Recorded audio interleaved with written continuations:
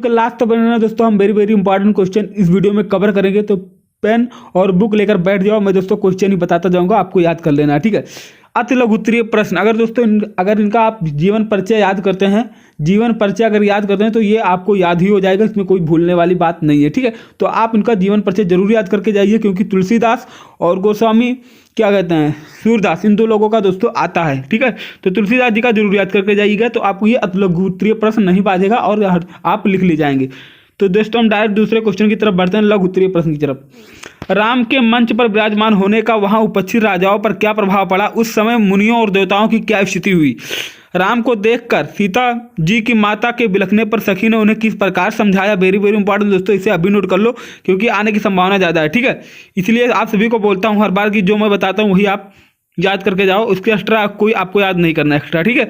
सीता जी का हृदय क्यों व्याकुल हो गया था? पीड़ितों की सभा में क्या अनुचित हो रहा था? धनुष के समीप राम ने लोगों को किस रूप में देखा? वेरी वेरी इंपॉर्टेंट दोस्तों, इसे अभी नोट कर लो।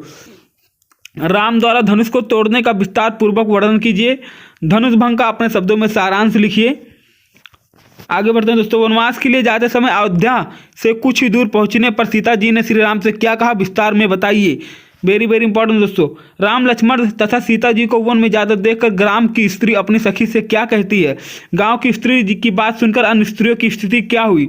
गांव की स्त्रियों ने सीता जी से क्या प्रश्न किया तथा सीता जी ने उस प्रश्न पर किस प्रकार उत्तर दिया? वेरी वेरी इंपॉर्टेंट दोस्तों, वनपथ पर कविता का मूल भाव अपने शब्दों में लिखिए। यहाँ पर दोस्तों हम आगे बढ़ते हैं। विस्तृत उत्तरीय प्रश्न, तुलसीदास जी का जीवन परिचय देते हुए उनके साहित्यिक जीवन पर प्रकाश डालिए।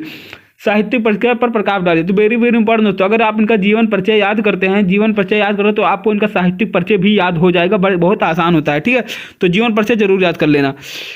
कविता करके तुलसी न रस, कविता लसी न तुलसी की कला, ठीक है। इसमें दोस्तों आपको कोई एक पैराग्राफ दिया रहेगा, उसमें से आपको संदर्भ प्रसंग और व्याख्या सहित आपको लिखना पड़ेगा, ठीक है। तो आपको कोई भी पैराग्राफ याद करने की जरूरत नहीं है, मैं आपको बताऊंगा वही आपको पैराग्राफ याद करना है, ठीक है। तो दोस्तों ये दोस्तों यहाँ पे चित्रकूट के घाट पर वही संतन की वीर, तुलसीदास चंदन घिसे तिलक देहत रघुवीर, इसे दोस्तों आप याद कर लेना, वेरी वेरी इंपॉर्टेंट है, ठीक है। तुलसीदास जी की कृतियों तथा भाषागत विशेषताओं पर प्रकाश डालिए।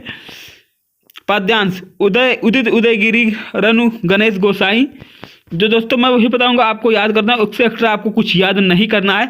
अगर फालतू आप याद कर जाओ तो इसका क्या मतलब रहेगा? कोई मतलब नहीं रहेगा। तो जो मैं जितना बताऊंगा उतना आपको याद करके ही जाना है, कोई एक्स्ट्रा नहीं याद करना है, ठीक है। आगे बढ़ते हैं।